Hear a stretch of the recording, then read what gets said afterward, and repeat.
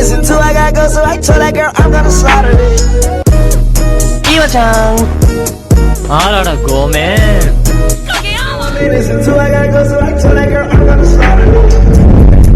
何ボケっとしてた。エ